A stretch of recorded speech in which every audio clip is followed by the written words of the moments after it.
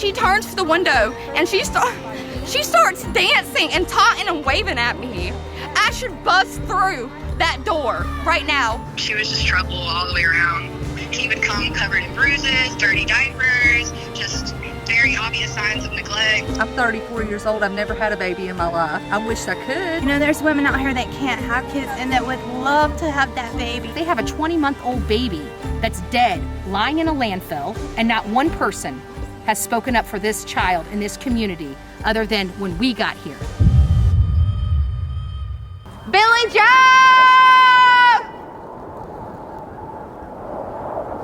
We just want to know, were you involved or are you just helping cover it up? All I hear is crickets. On October 5th, 21-month-old Quinton Simon went missing from his home. He was last seen in his pack-and-play and disappeared without a trace. His grandmother says that he's in the landfill, and her daughter, his mother, is responsible. Each day, law enforcement search for his body, but so far, they have found nothing. Confess to what you did to your son. That's all you have to do is confess. You know, this is nonsense, and trust me, I will be at every court hearing. If you make this go the way that it's going to go, where they have to find a bag of bones of your son before anything happens to you, and you won't pick up the law phone and call the law, and you won't confess, you won't cooperate, I will be at every single hearing on this child. You will have to look at my face every single time you go to court. Why are you here today? I'm actually here to be here for a voice for Quinton, for one. For two, I'm here to be a voice for women who have infertility and do not get to have children. And we struggle every day wishing we could have children. And you see here, a baby was, a cute little baby was thrown away into the landfill. He's sitting in a landfill right now. And that's kind of a disgrace to women like me. But at the end of the day, it's all about Quinton and what happened to him. So I don't want to take that away from him and put it on me. But the whole point of it is women have infertility every day.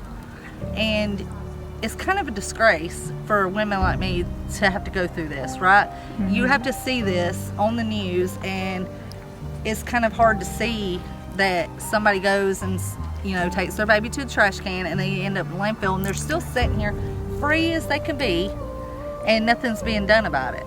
Why? He's dead now because of you. Mm-hmm. So I'm here to protest on behalf of Quinton and on behalf of women who cannot have children and wish they could.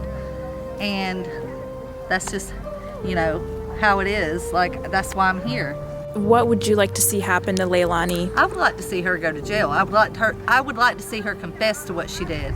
I want to see her take responsibility for what she did. I want to see Billy Joe take responsibility for what she did, because she had responsibility for these children and she neglected them.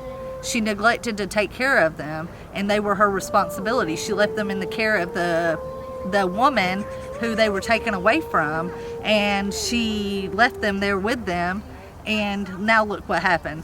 Baby Quinton is sitting in a landfill somewhere, or who really knows where he is. Mm-hmm. We're hearing all these different rumors and stuff like that, but as far as I know, he's sitting in a landfill. They're taking the weekends off, and he's still sitting there, and they're sitting inside this house being comfortable and being warm, and they're not even coming out, they're not taking responsibility for what they did wrong, and they're acting like daily life is just normal to them. And then they're going out to bars and taking shots, getting numbers from people, and it's just not right. Get out and protest yourself. The neighbors, get out and protest for what you've seen. You've seen this baby run around this yard and you don't have anything to say about it? Where's your baby?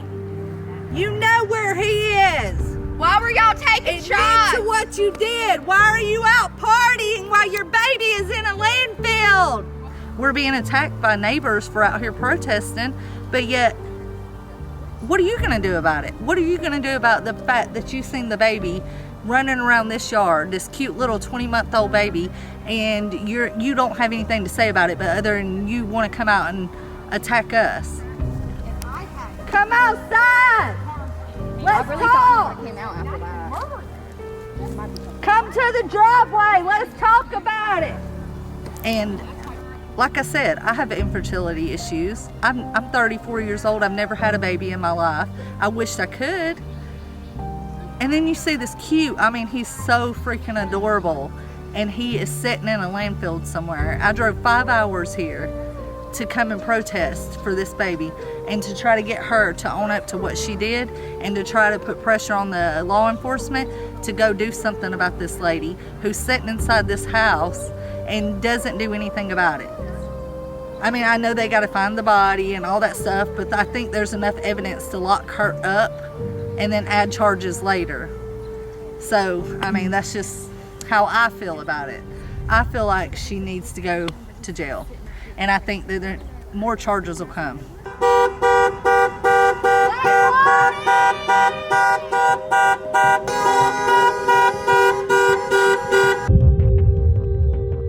How was she like? I was in middle school. I went to West Chattanooga. Wait, make it a little louder. She was a thief, but she always would steal, like, I know personally she stole a lunchbox from me. Oh. And one of my friends, he stole an iPhone from her. But from that point on, I never really spoke to her because I could clearly tell the type of person that she was. She was out of, like, I had in-school suspension. She was in and out of there. She was just trouble all the way around, really. She was really like an outcast. We will be like, here every day, Leilani. The standoffish kind of group that wasn't really like in the mix of things. Were you surprised or not surprised when you heard what happened, what's been happening? Honestly, just her being a thief, like you would never think that she would hurt her baby. So it's, I was surprised because you never would think that somebody you know and were close with, well, not close with, but close around the vicinity of, that would hurt their child. Oh, this is my friend Bullhorn Betty. She went to school with Leilani.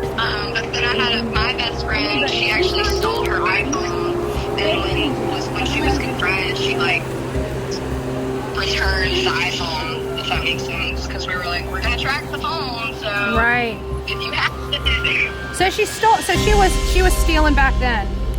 Was she on drugs when you knew her? I'm not sure, because like I said, like when she was stealing from me, when she stole from me, I just kind of was like, okay.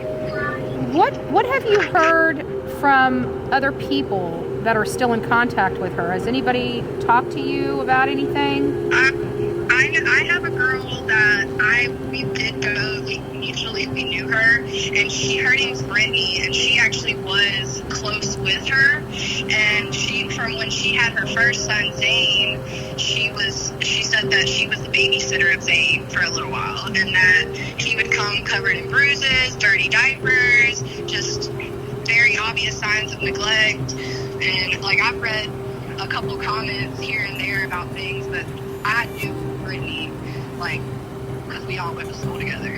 Why did you come here today? So I came here because I've been following the story since day one. I have a 6-year-old, and I could never imagine doing anything to him. Quinton didn't have a voice. Nobody cared for him, but I am here for Quinton's voice. I have a little boy, and I couldn't imagine looking at him and thinking, I'm gonna throw him in the trash can. You don't do that kind of stuff, you know, and they're going out, taking shots at the bar and all that. That's not a grieving parents. That's because they're murderers. That's what it is. So I'm here because I want to express my opinion. Lonnie! Billy Joe! I know you're walking through the window!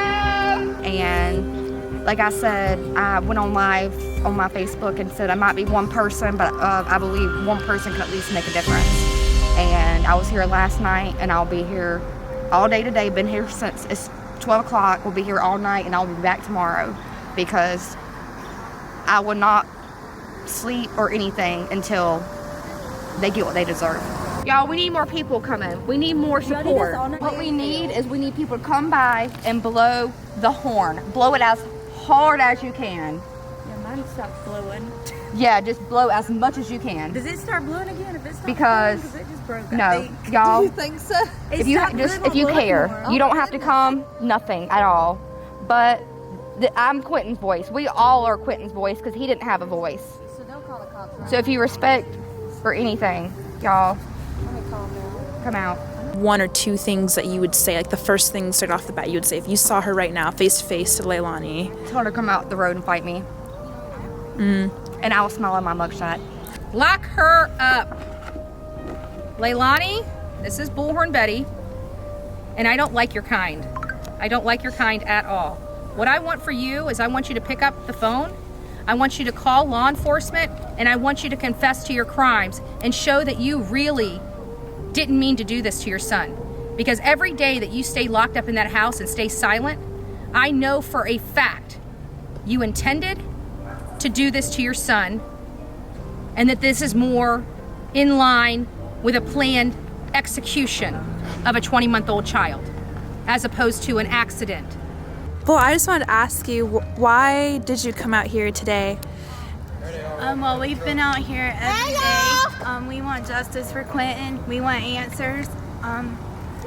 This is a touching situation because defects stepped in and took my kids, and it's been said that, you know, these children, you know, have defects have been called on them by numerous of people, and nothing has been done. And they took my kids because my sons are autistic, so, you know, and my oldest son is 12, and he's a big boy, and I popped him.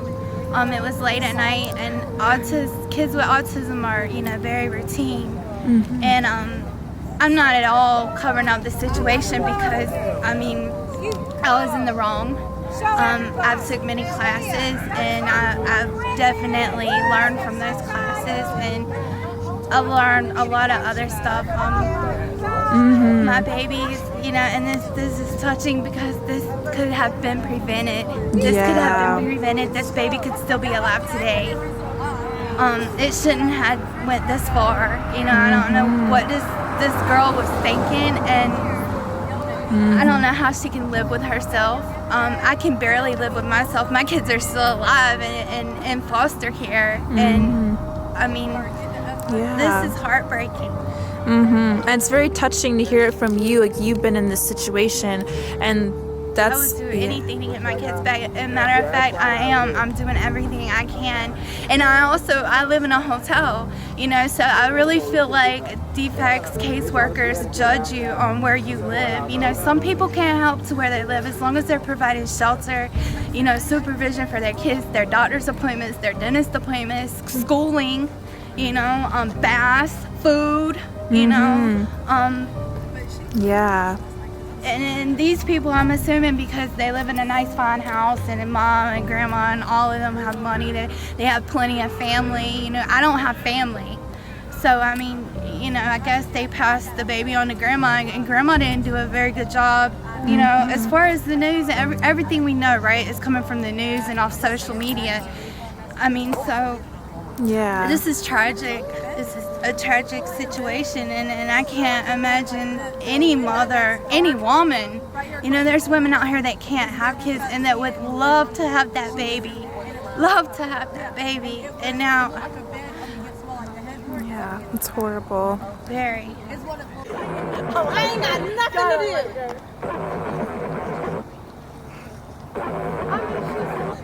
I'm sitting here so come out, wherever you are, because we're not leaving. You don't deserve the death penalty. I have made water for you. You gotta go. Your time is up here. It's time for you to go to jail. Pick up the phone. Doesn't matter what phone. Call 911. You want this over. She starts dancing and taunting and waving at me. I should bust through that door right now. So I'm going to calm down for a minute, and then I'm going to go back. Thank you. Her face at all. At all.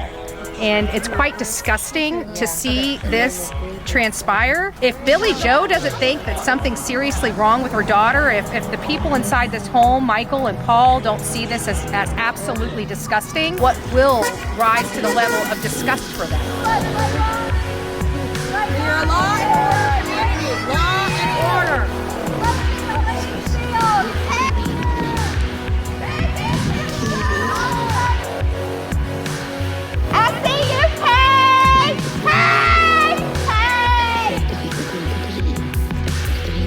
And you know what?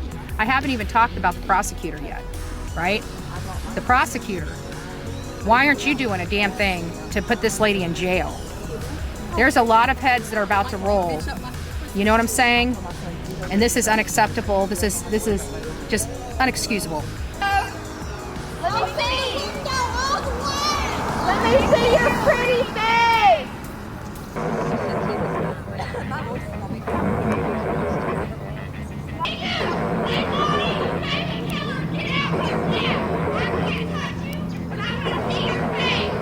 Thanks for watching, and I'll update you on what happens next as we push to find out what happened to baby Quinton.